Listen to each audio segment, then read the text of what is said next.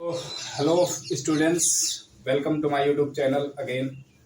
कल हमने कक्षा 8 की मैथ की शुरुआत करी है और उसमें मैंने बताया है कि पहले चैप्टर जो आपका है परिमेय संख्याएं आखिर होती क्या हैं। उस कल के वीडियो में हमने जो लास्ट वीडियो हमने अपने अपलोड किया है उसमें मैंने बताया है कि परिमेय संख्याएं होती क्या हैं। जो बच्चे नए हैं उनके लिए मैं बता देता हूँ, ज़्यादा कुछ वर्ड नहीं मैं बता देता हूँ। यदि आपको समझना है तो डिस्क्रिप्शन में मैं लिंक दे दूंगा कल के वीडियो का, तो उसमें जाकर आप देख सकते हैं कि परिमेय संख्याएं होती क्या है।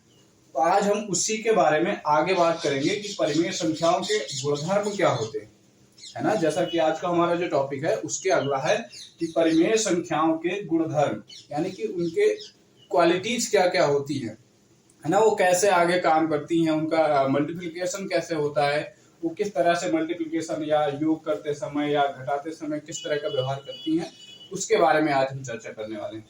तो सबसे पहला जो गुणधर्म होता है, चलिए हम आज का वीडियो शुरू करते हैं।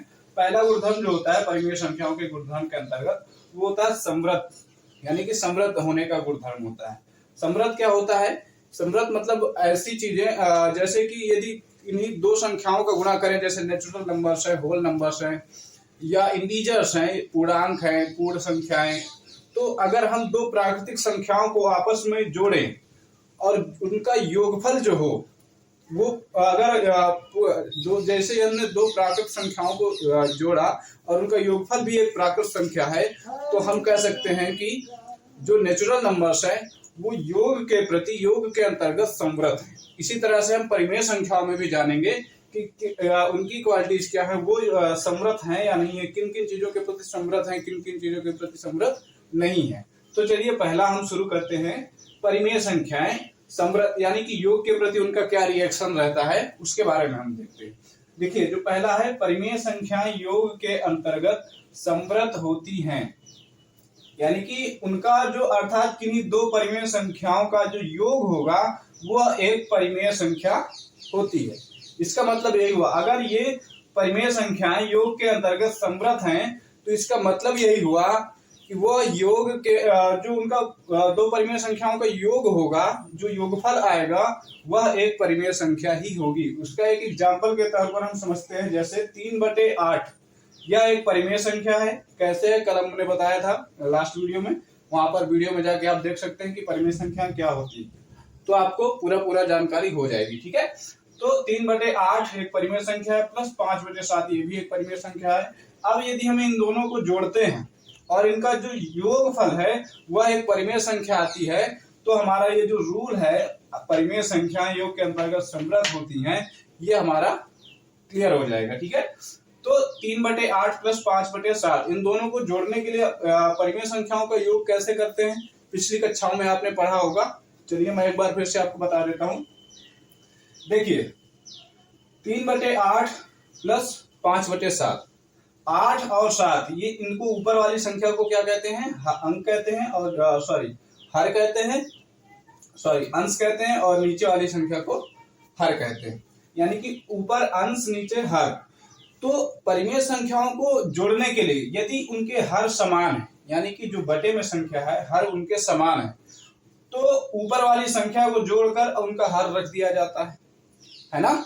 जैसे कि देख लीजिए, नीचे मैं बता देता हूं, यहां पर यदि यहां पर 3/8 प्लस 5/8 ऐसा होता है ना, यदि 3/8 और 5/8 होता तो नीचे उनका हर समान है यहाँ पर, तो हर समान होने पर हम क्या करते हैं कि हर रख देते हैं और ऊपर की संख्याओं का योग कर देते हैं, यानी कि 3 + 5 = 8/8 आ जाता है ना। तो 8 को 1 से काट देते हैं तो उनका मान 1 हो जाता है, तो ये आंसर हो जाता है। इस तरह से समान हर वाले परिमेय संख्याओं का योग करते हैं, लेकिन यहाँ पर हर समान नहीं है, तो इस स्थिति में क्या करते हैं, 8 और 7 का एलसीएम लेते हैं। एलसीएम मतलब लासा निकालते हैं उनका। 8 और 7 दोनों अभाज्य संख्या है, दोनों का आपस में कोई गुणांक नहीं है, गुणज नहीं है, तो इनका दोनों का गुणनफल ही इनका लासा होगा। तो 8 × 7 = 56, ये मैंने गुणा नहीं किया, इनका लासा भी यदि आप निकालेंगे 8 और 7 का तो ही 56 ही आएगा। ठीक है, तो 56 इनका लासा हो गया। अब 8 से भाग करेंगे 56 को, लासा को, तो 8 × 7 = 56, 7 बार में गया, तो 7 का गुणा ऊपर 3 से करेंगे तो 7 × 21। और इसी तरह 7 का भाग जब 56 में करेंगे तो 7 अठे 56, भागफल आएगा 8। तो 8 का गुणा 5 से करेंगे तो 8 पंचे 40, ये रखा हुआ है। 21 प्लस 40 इन दोनों को जोड़ देंगे तो हो जाएगा 61/56। तो ये जो 61/56 संख्या है ये क्या है, ये परिमेय संख्या है, अर्थात परिमेय संख्याएं योग के अंतर्गत समृत होती हैं। यही तो नियम हमारा कह रहा है कि किन्हीं दो परिमेय संख्याओं का योग यदि एक परिमेय संख्या है तो वह संख्या तो ऐसी परिमेय संख्या योग के प्रति समृत है, मतलब परिमेय संख्या योग के प्रति समृत होती है। अगला आ जाते हैं घटाने के ऊपर क्या रिएक्शन करती हैं, कैसा उनका रिएक्शन रहता है। परिमेय संख्याएं व्यवकलन के अंतर्गत समृत होती हैं, ये हमारा नियम कह रहा है ना। तो इसको हम मतलब वही इनका इसका भी वही मतलब हुआ कि किन्हीं दो परिमेय संख्याओं का अंतर एक परिमेय संख्या होगी, है ना। यही तो मतलब ऊपर भी था, यदि योग के अंतर्गत समृत है तो दो परिमेय संख्याओं का योग भी एक परिमेय संख्या होगी। इसी प्रकार से किन्हीं दो परिमेय संख्याओं का अंतर भी यदि एक परिमेय संख्या है तो वह व्यवकलन के अंतर्गत समृत है।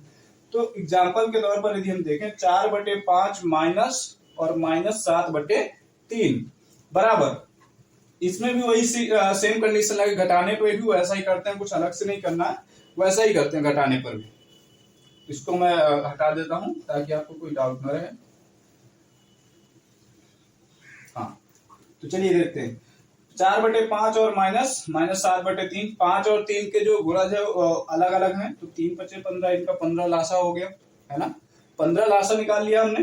5 को भाग करेंगे 15 पे, 5 × 15, 3 भागफल आए, 3 का गुणा कहाँ होगा 4 पे, तो 4 × 12। तो ये माइनस है, यहाँ पे आ गया, इसका माइनस इसके अंदर आएगा, कोष्ठक के अंदर करेंगे। 3 × 5 = 15, 5 बार गया, तो 5 और 7 का जब मल्टीप्लीकेशन करेंगे तो कितना आएगा 5 × 7 = 35, यानी कि 35। 12 माइनस और कोष्ठक के अंदर भी -35 है बटे 15, ऐसा इसको लगाएंगे।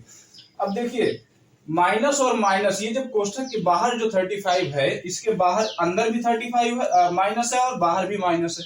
तो जब इसका कोष्ठक खोलेंगे तो ये माइनस और माइनस मिलके प्लस हो जाएगा, है ना। माइनस और माइनस मिलके प्लस हो जाते हैं। यदि आपने ये चीज नहीं पढ़ी है तो मैं यहाँ पर आपको बता देता हूं कि ये कैसे रिएक्ट करते हैं। यदि माइनस और माइनस का गुणा होगा तो वो प्लस होता है, यदि माइनस और गुणे प्लस होगा तो भी माइनस होगा, और यदि प्लस गुणे माइनस होगा तो भी माइनस होगा, और प्लस का प्लस से प्लस ही होता है, ठीक। तो इस तरह से इनका गुणा होता है। तो यहाँ पर देखिए माइनस है, और जब कोष्ठक के बाहर कोई चिन्ह नहीं होता तो हम उसको माइनस ही गुणा कंसीडर करते हैं। तो ये माइनस और माइनस का जब गुणा होगा तो ये क्या हो जाएगा, माइनस और माइनस का क्या होता है, प्लस होता है। तो ये माइनस माइनस का प्लस हो जाएगा, और 12 + 35 हो जाएगा, है ना। और 12 और 35 को जब जोड़ेंगे तो 12 और 35, 5 2 7 3 1 4, 47 आ जाएगा। 47/15 जो कि एक क्या है, परिमेय संख्या। अर्थात यहां से सिद्ध होता है कि ये जो हमारा परिमेय संख्याएं व्यवकलन के अंतर्गत समृत होती है, मतलब किन्हीं दो परिमेय संख्याओं का अंतर भी एक परिमेय संख्या होगा, ये इसका गुणधर्म होता है।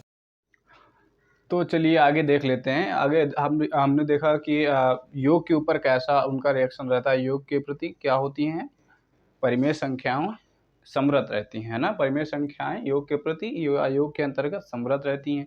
व्यवकलन के अंतर्गत भी हमने देख लिया कि योग के परिमेय संख्या समृत रहती हैं। आगे देखते हैं कि गुणन के प्रति कैसा उनका रिएक्शन रहता है ना।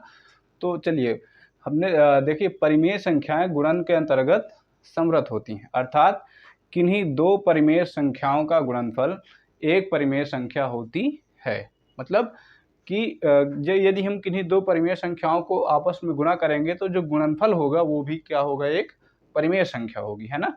जैसे -2/5 एग्जाम्पल के तौर पर समझते हैं कि -2/5 × 4/3, ये दोनों परिमेय संख्याएं हैं।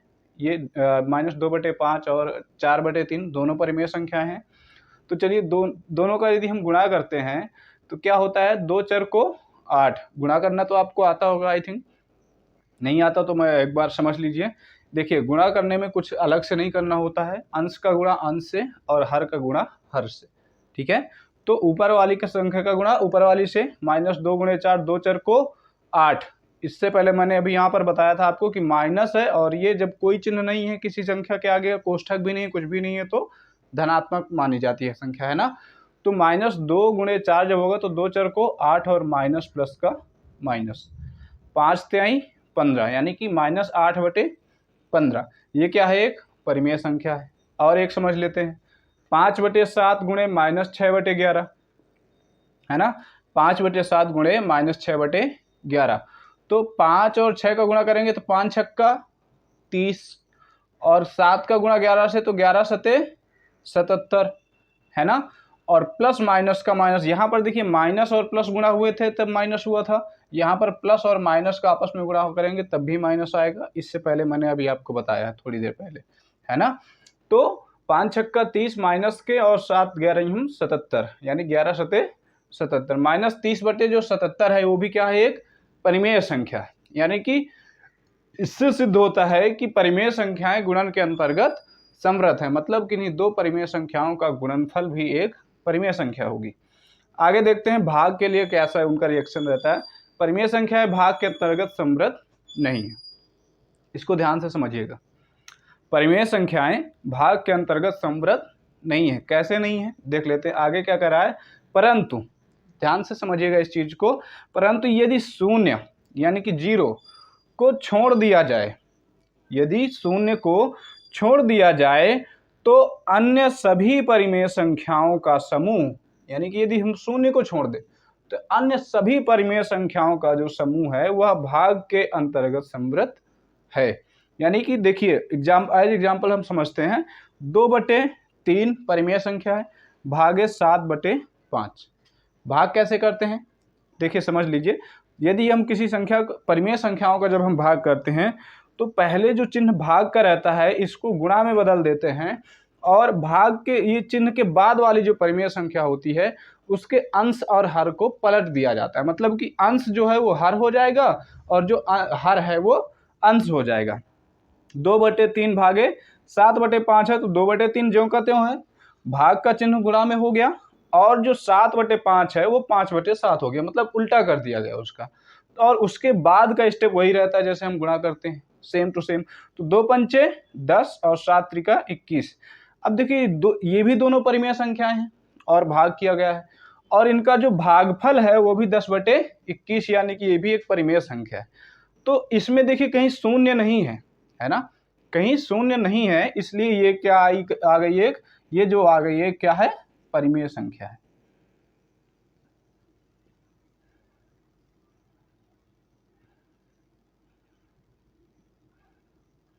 परिमेय संख्या यानी कि ये 10/21 है, यह क्या है, एक परिमेय संख्या है। लेकिन जब हम बात करते हैं 0 पे, 7 का जब भाग 0 से दिया जाएगा तब इसका कोई मान नहीं निकलता है, यानी कि ये क्या है, अपरिभाषित है। इसीलिए यदि 0 को छोड़कर आप होमवर्क करिएगा, किन्हीं भी दो परिमेय संख्याओं जहां पर 0 ना हो, किन्हीं भी दो पर, क्योंकि जब 0 आ जाता है तो वैसे भी वो परिमेय संख्या, हालांकि ये 0 अगर सिर्फ 0 की बात करें तो मैंने पहले वीडियो में आपको बताया था कि 0 भी क्या है, एक परिमेय संख्या है, 7 भी क्या है, एक परिमेय संख्या है। तो ये इन दोनों परिमेय संख्याओं का आपस में भाग करें, 7 को 0 से भाग करें तो इसका मान क्या आता है, इन्फिनिटिव आता है। इससे पहले मैंने आपको बताया था अनंत आता है। तो इसे अपरिभाषित कहते हैं, इसको परिभाषित नहीं किया जा सकता, इसको हम बता ही नहीं सकते कि कितना आएगा, अनंत तक जाता है ना, क्योंकि कोई 0 का कोई पहाड़ा ही नहीं है तो जाएगा ही नहीं, बस अनंत होगा, अपरिभाषित होगा, हम इसकी परिभाषित नहीं कर सकते। इसीलिए कहते हैं कि यदि परिमेय संख्याओं में शून्य को छोड़ दिया जाए तो अन्य सभी परिमेय संख्याओं का जो समूह है वह भाग के प्रति समृद्ध होता है। तो ये हमने समृद्ध, यानी कि ये जो पहला गुण है परिमेय संख्याओं के गुणधर्म में, पहला जो गुण था समृद्ध, तो समृद्ध के गुण में हमने 4 चीजें पढ़ी आज। पहला, योग के प्रति परिमेय संख्याएं समृद्ध होती हैं। दूसरा, व्यवकलन के प्रति भी परिमेय संख्याएं समृद्ध होती हैं। तीसरा, गुणन के प्रति भी परिमेय संख्याएं समृद्ध होती हैं। और जो चौथा है, भाग के प्रति, भाग के अंतर्गत परिमेय संख्याएं समृद्ध नहीं होती हैं। हालांकि समृद्ध होती हैं लेकिन जब 0 को छोड़ दिया जाए, तो ऐसा तो है नहीं कि 0 परिमेय संख्या नहीं है, यदि 0 भी परिमेय संख्या है, इसलिए हम कह नहीं सकते कि परिमेय संख्याएं भाग के प्रति समृद्ध होती हैं। समझ में आ गई मेरी बात? मुझे लगता है अभी समझ में आ गई होगी। तो यदि ये आपके समझ में आ गया हो तो वीडियो को लाइक करें और चैनल को सब्सक्राइब करना ना भूलें, ताकि आने वाली अन्य वीडियो आपको मिलती रहें। कल हम अगले वीडियो में बात करेंगे दूसरे गुण के बारे में, है ना, कम विनिमय का गुण है, उसके बारे में बात करेंगे हम कल। चलिए ठीक है, धन्यवाद।